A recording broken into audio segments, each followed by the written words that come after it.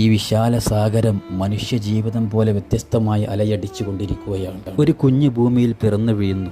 ആ കുഞ്ഞിനെ മാതാപിതാക്കളുടെ ലാളനയേറ്റ് കുഞ്ഞ് വളരുന്നു.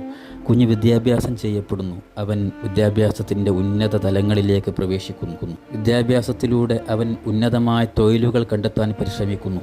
തൊഴിൽ നേടുന്നതോടുകൂടി അവൻ സ്വന്തമായി നിൽക്കാനുള്ള കഴിവ് നേടുന്നു. മാതാപിതാക്കൾ വൃദ്ധരാകുന്നു. അവൾ മരണത്തിലേക്ക് പ്രവേശിക്കുന്നു. അതേ കാര്യം തന്നെ ആവർത്തിക്കുകയാണ്. ഇവനും ഇതുപോലെ വിവാഹം ചെയ്യുന്നു. മക്കളുണ്ടാകുന്നു. അവനും വൃദ്ധനാകുന്നു. മരണത്തിലേക്ക് പ്രവേശിക്കുന്നു.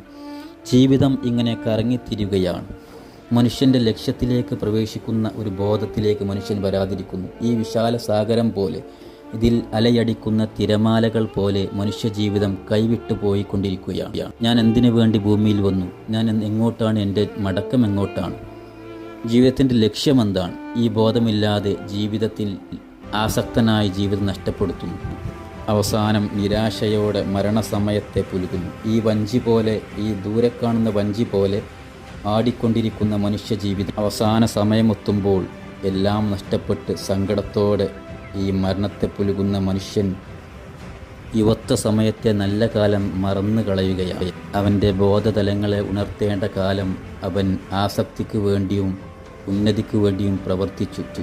അതുകൊണ്ട് നിരാശയോടെ സങ്കടത്തോടെ ഈ ലോകത്തു നിന്ന് മടങ്ങേണ്ട അവസ്ഥയും അവന് വരുന്നു.